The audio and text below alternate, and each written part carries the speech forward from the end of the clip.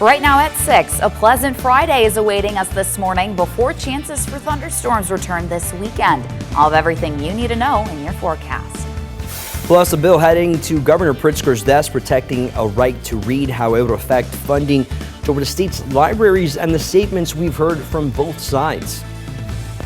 From 13 WREX, your weather authority. This is 13 News Today. And you're taking a live look at downtown Brockford this morning, looking very pleasant to start off our Friday, which always fits the Friday mood as we get our weekend started. Good morning and welcome to 13 News Today. I'm Manny Estopinan. Good morning. I'm Claudia Olak. Like you said, Manny, it is Friday. We made it. Not only do we have warm temperatures, even a little bit of sunshine in store for us. We're ready for the weekend, Claudia. I was going to say, it doesn't get better than that. Speaking of sunshine, you could see that sun peering out through some of that cloud cover off into the horizon. This is a live look out of our WREX camera. We'll end up seeing that sun mixed in with cloud cover throughout parts of our day today as the clouds continue to build in. But soak in that sun early this morning while it's here, and your temperatures not feeling too bad either.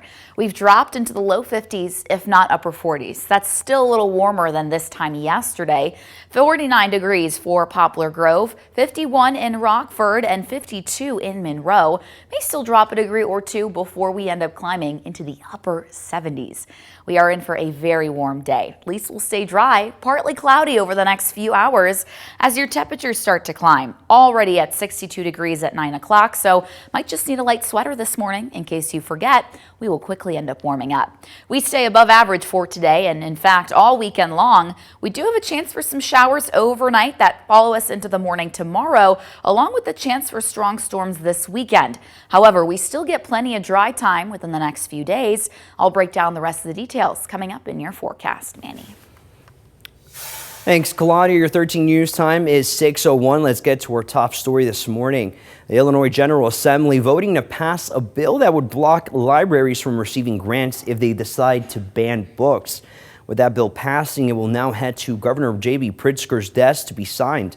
House Bill 2789 was an initiative of Secretary of State Alexi Giannoli, whose office oversees the Illinois State Library. The bill says for libraries to qualify for grants, they would have to adopt a written policy prohibiting the practice of banning books. This decision has caused some displeasure with some on the Republican side, including 45th District Senator Andrew Chesney.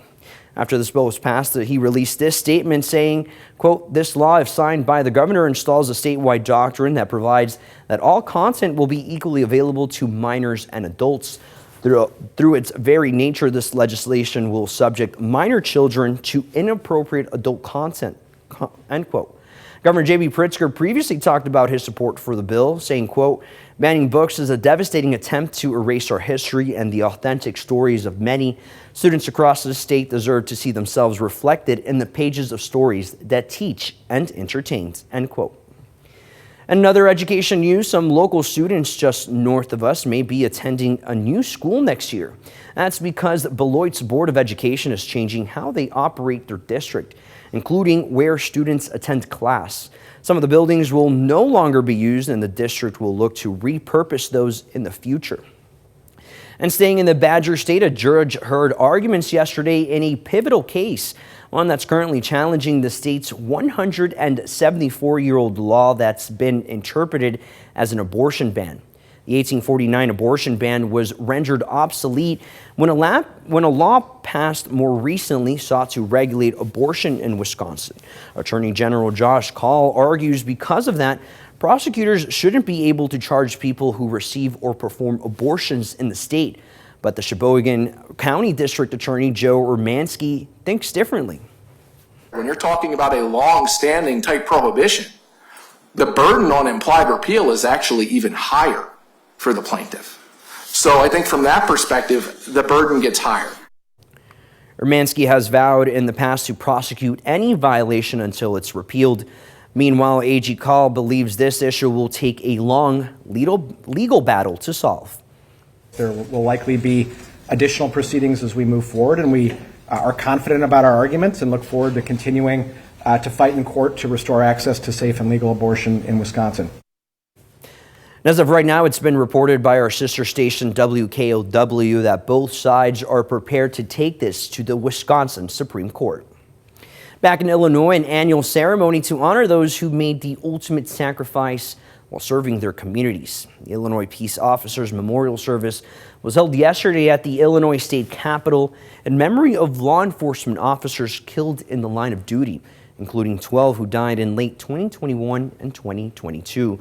Governor Pritzker spoke that afternoon, recognizing the brave men and women who risked their lives in the face of danger. To the families and friends and loved ones of our fallen heroes, we honor you as we remember and honor Illinois' finest.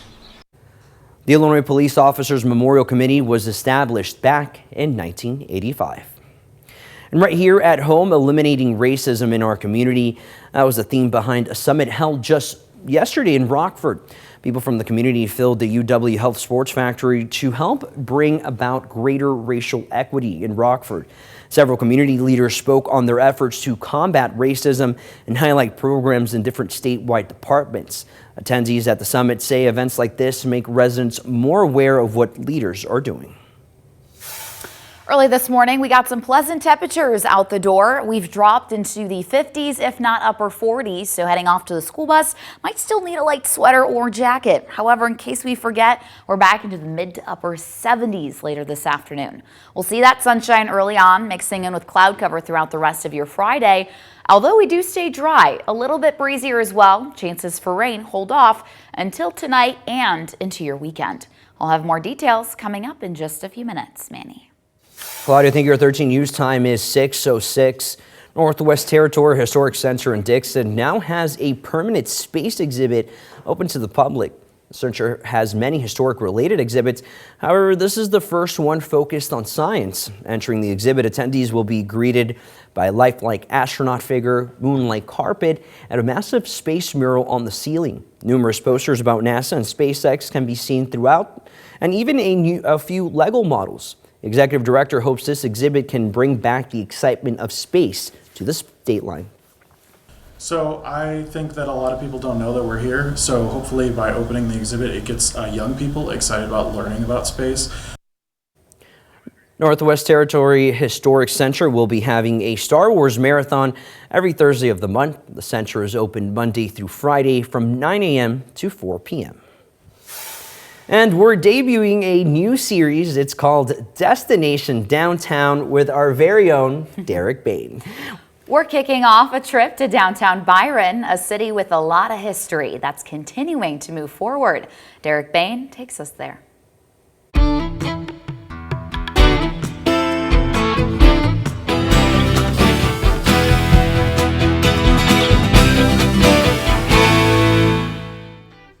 Downtown Byron runs just a couple of blocks through the center of town, but it packs a lot into that stretch. All the kind of local small businesses we have that are all locally owned makes for a vibrant community. Mary Moss has lived in Byron all her life. A lot of changes. I can't think of anything that hasn't changed. She graduated from Byron in 1959 and later married Paul, a Stillman Valley grad. The Stillman Valley class of 1956 welcomes her with open arms as they meet at the Sunrise Restaurant the final Wednesday of every month. Well, there's just a whole lot of memories, and we sat here earlier talking about where the dentist had been and who had been the doctor at this time, and going to Sherm Wickwire's for a soda, which is a big deal for farm kids. All those things are so different. While you'll only find Bittner Bakery at the Byron Museum of History, there are plenty of new businesses coming to Byron, like Bath & Body Fusion, which recently relocated from Rockford. I do more than just sell them products. I shine light, I give them hugs. I'm dealing with a lot of the medical patients now being sent to me by our local hospitals and dermatologists. Bath & Body Fusion shares a space with another business, something this community is all about. I see a lot of businesses collaborating with each other to host events and things like that, and I think that's important and a crucial thing to do, to support each other. The Cave got a lot of support, bouncing back from a 2018 fire. It burned up some Byron history, but it only fueled the community to rally around the longtime bar and grill. So it's kind of been a rite of passage. When you reach that milestone of 21, this is where you went. a lot of history here in this building.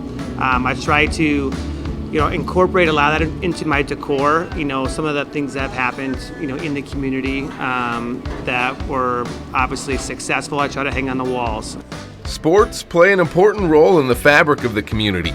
Byron is the birthplace of Albert Spalding. Yes, that's Spalding. Tiger pride runs deep, as evidenced by a new mural as you enter town from the west. To have a mural that kind of reflects that and bring that into the downtown more directly is a place of Tiger pride. From a new mural on the west end to the oldest Civil War monument in Illinois on the east end and all the businesses in between. The downtown, is very alive and well. It's just the people, how much people care about each other. Just friendly living. Love seeing our beautiful downtowns here in the state line. Now is our very own Derek Bain reporting. Byron's mayor says one challenge for downtown is the ability to do major development. There's also low inventory of homes available, limiting the number of people that can move to Byron. Happening today, NAMI of Northern Illinois will be offering a free mental health community education event. The event is tonight at 5. It's at the UW Health Sports Factory. There's a mental health resource fair. You'll also hear stories from survivors. While the event is free, reservations are required.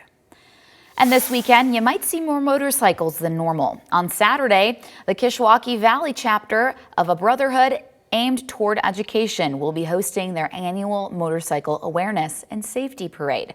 The parade registration starts at 10 a.m. at the Carlson Ice Arena, with the parade starting at 11 a.m.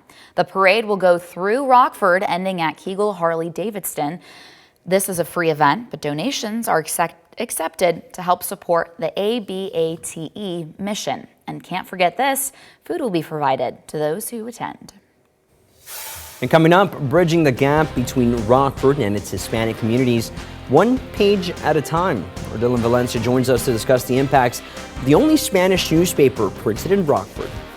Your 13 News Time is about to hit 6:12. Lots of sunshine there on the horizon with a little bit of cloud cover mixed in. We're in for a warm day today before active weather returns this weekend. I'll have the details coming up in your forecast. And for local news, weather, and sports on your schedule, make sure you download the 13 News app for your streaming device. We're live on Apple TV, Amazon's Fire TV, and Roku media players. And the best part, it's free. Just search 13 WREX.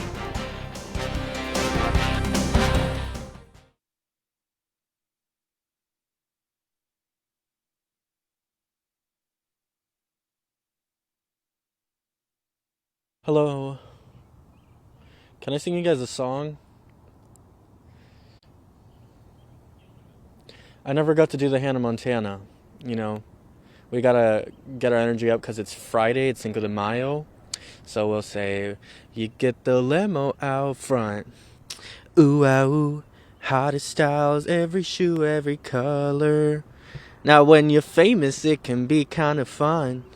It's really you, but no one ever discovered. What's the next part?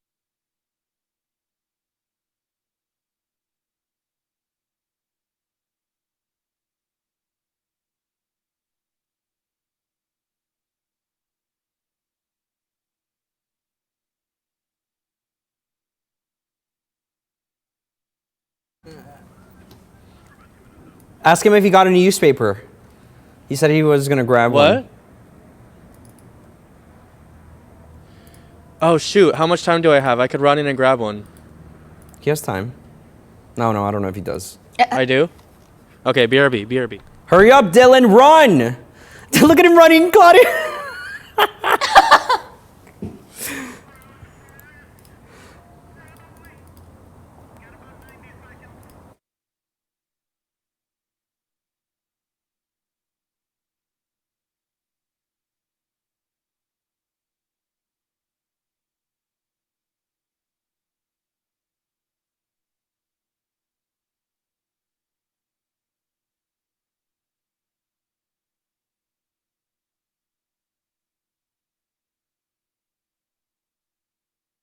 Yep. Okay, I got it. That's how I used to be because we did.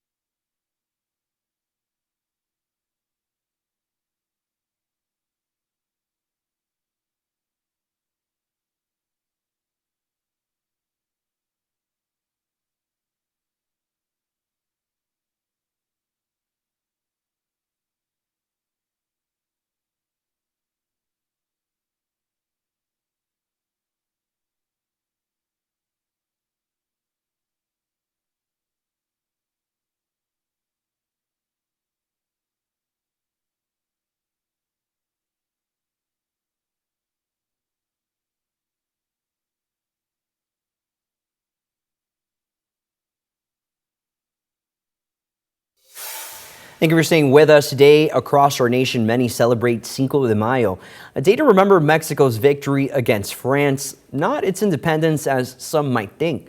But the evolution of the holiday is a true testament not only to the spread of Mexican-American culture, but to the ever-growing Hispanic communities across the country and right here in the state line. According to the U.S. Census, in Winnebago County, Hispanics make up about 14% of that community. And over in Boone, 24%. That's almost 1 in 4 people.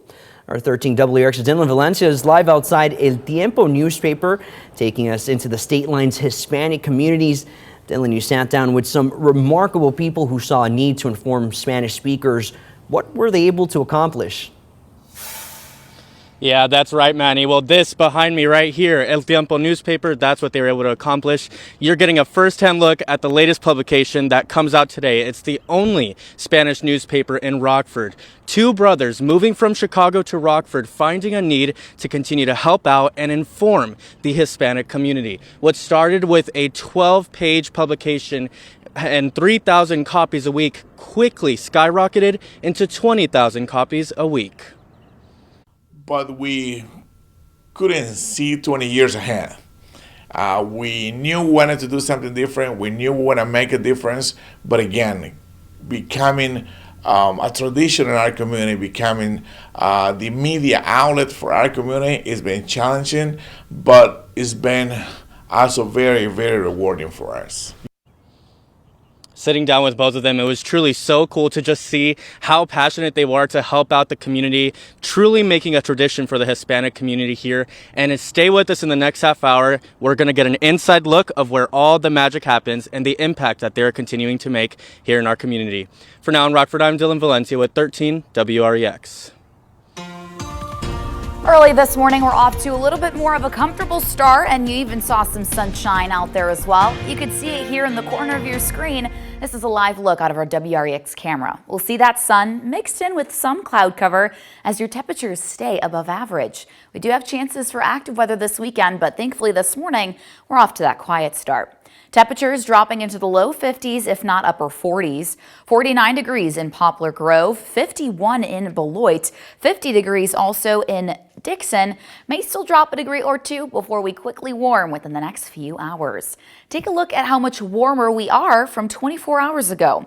10 degrees warmer from yesterday morning in Monroe, 13 degrees warmer in Rockford. You might notice that heading out the door. If anything, you might just need a light sweatshirt.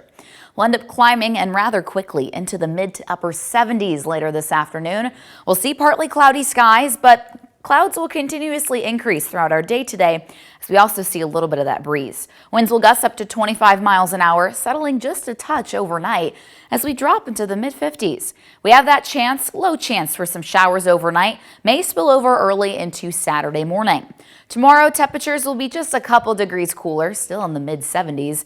Might see some rain early on, and we'll get plenty of dry time before our next chance for active weather returns into the overnight hours. This time bringing a chance for strong to severe storms. That spills over early Sunday morning, but exits rather quickly as well before we welcome in the 80s. Low to mid-80s expected by the end of your weekend. Again, lots of dry time into Sunday as well, with another chance for those thunderstorms late Sunday, early into Monday morning. Now, speaking of Saturday night, here's our potential, a 1 out of 5 for most of our area. This does include all of Lee, Ogle, half of DeKalb, Stevenson and Joe Davis County will end up seeing that chance of potentially large hail or damaging wind gusts if those storms become severe. Let's break it down here on Future Track. Heading into most of your Saturday, again, we stay dry. Not a whole lot to see here on Future Track. This is about 8 o'clock. Now, once we head into the overnight hours, you'll notice that activity really starts to fire up. It sweeps through our area. Now we're at 1 a.m., continues into the overnight hours, taking us closer to 3 o'clock, really seeing that heavier rain staying closer south of I-88. Then it exits. Here on Future Track, at least by 6 in the morning, we're already staying dry. We still have that other chance into Sunday night, early Monday morning. In your most accurate 10-day forecast, we say hello to the 80s on Sunday, back into the upper 70s on Monday, and we really don't drop off much from there on out. We'll end up seeing plenty of sunshine starting Tuesday. More active weather sits in that extended forecast.